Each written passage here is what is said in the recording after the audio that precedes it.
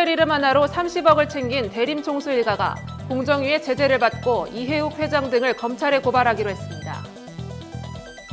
78명을 태운 러시아 여객기가 비상 착륙을 하면서 기체가 화염에 휩싸였습니다.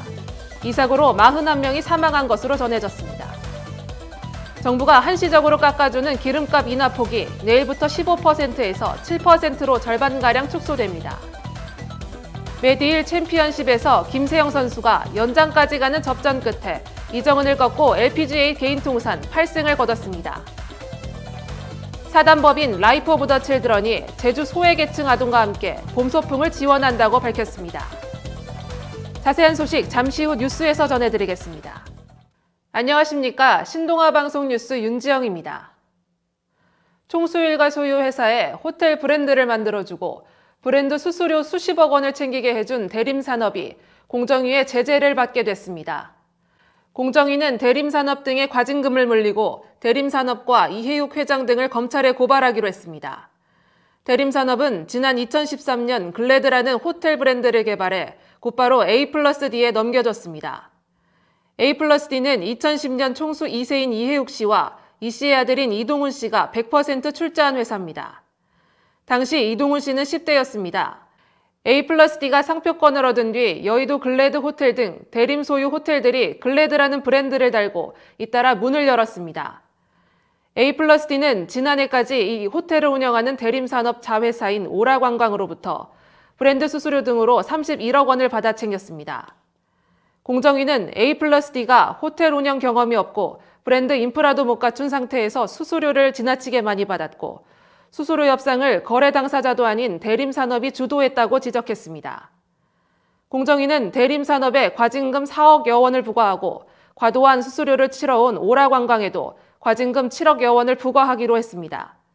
또 A+D의 소유주인 대림산업 이해욱 회장을 검찰에 고발하기로 결정했습니다. 대기업 집단 소속 회사가 총수 일가의 사업 기회를 제공한 행위를 공정거래법으로 제재하는 것은 이번이 처음입니다. 승객과 승무원 등 78명을 태운 러시아 여객기가 비상 착륙을 하면서 기체가 화염에 휩싸였습니다. 이 사고로 41명이 사망한 것으로 전해졌습니다. 러시아 모스크바에 있는 세레메티예보 국제공항에서 비상 착륙하는 여객기 동체 뒤쪽으로 붉은 화염이 번졌습니다. 승객과 승무원 등 70여 명을 태운 러시아 국영 아예로플로트 소속 슈퍼젯 100기종 여객기입니다. 이 사고로 40여 명이 사망하고 여러 사람이 부상당했습니다.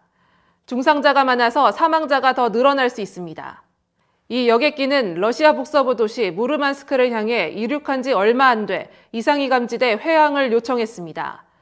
공항 상공을 선회한 뒤 급격히 고도를 낮추고 이륙 50분 만에 비상 착륙을 했습니다. 이때 기체가 두 차례 활주로와 충돌했고 엔진 쪽에 불이 번진 것으로 보입니다. 재난당국은 이륙 직후 기체에 벼락이 떨어졌고 이로 인해 전기 배선 장치에 고장이 났다고 전했습니다. 수사당국은 항공사의 안전규정 위반에 대한 조사에 착수했습니다. 정부가 한시적으로 깎아주는 기름값 인하 폭이 내일부터 15%에서 7% 절반가량 축소됩니다. 국제유가가 상승하는 분위기 속에 서민들 기름값 부담은 늘어날 전망입니다. 지난주 전국 주유소 휘발유 값은 11주 연속 오르며 1,400원대 후반에 진입했습니다. 오름폭도 점점 가파라져 휘발유 값은 1리터에 19원 올랐고 경유값도 14원이나 비싸졌습니다. 가뜩이나 국제유가가 오르는 분위기에서 서민들 기름값 부담은 더 늘어날 것으로 보입니다. 정부가 지난 6개월 동안 시행한 유류세 인하 조치를 단계적으로 없애기로 하면서 내일부터 유류세 인하 폭이 7%로 절반가량 뚝 떨어지기 때문입니다. 이에 따라 휘발유는 1리터에 65원, 경유는 46원 정도 더 오를 전망입니다. 지난주 가격을 고려하면 휘발유 값은 1,500원대 이상으로 오를 수 있고 특히 서울은 1,600원대로 뛸 가능성도 있습니다. 정부는 매점 매석 같은 불공정 행위를 막기 위해 유류세 축소 전부터 석유 정제업자들의 기름 반출량을 제한해왔습니다. 또 가격 담합과 판매 기피를 합동 감시하고 이에 대한 신고도 받기로 했습니다. 정부의 유류세 인하 조치는 오는 8월 31일에 모두 끝나고 9월 1일부터는 본래 가격으로 돌아갑니다.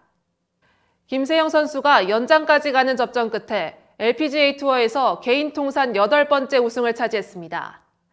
마지막 날 세타를 잇는 난조에도 끝까지 집중력을 잃지 않았습니다. 세타차 단독 선두로 마지막 날 경기에 나선 김세영은 첫 홀 더블 보기, 두 번째 홀 보기로 순식간에 추격을 허용했습니다. 8번 홀에서도 보기를 추가해 전반에만 4타를 잃으며 결국 선두 자리를 내줬습니다.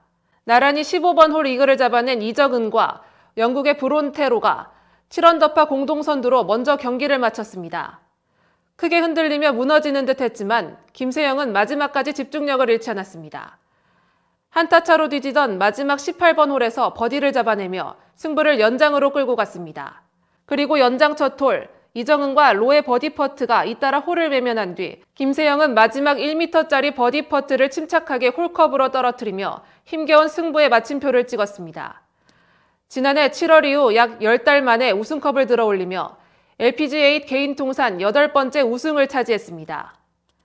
김세영은 지금까지 4번의 연장 승부를 모두 우승으로 이끄는 승부사 기질을 과시했습니다.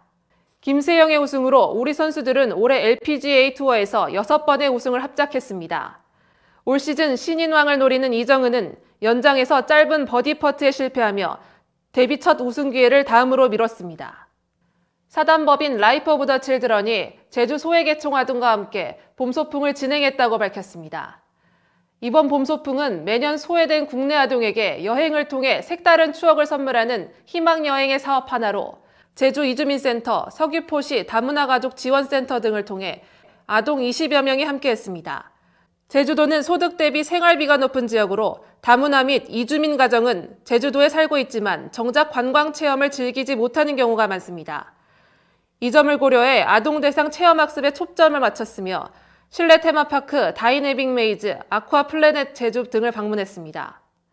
특별히 다이내믹 메이즈는 아동 및 인솔자 대상 입장권을 전액 협찬해 주었습니다. 다이나믹 메이즈는 팀별로 미션을 수행하여 미로를 탈출하는 실내 관광지로 아동 체험학습, 단체 수학여행, 기업 워크숍 등으로 각광받고 있습니다. 아쿠아 플래넷 제주 또한 입장권 할인 혜택을 제공해 아이들에게 잊지 못할 시간을 선사해 주었습니다. 라이프 오브 더 칠드런 국내 사업 담당자는 여러 후원 및 협찬을 통해 아이들에게 행복한 하루를 선물할 수 있어 감사하다며 앞으로도 소외된 아이들에게 꿈과 희망을 줄 수 있도록 최선을 다하겠다고 말했습니다. 이상으로 뉴스를 마치겠습니다. 시청해주신 여러분 고맙습니다.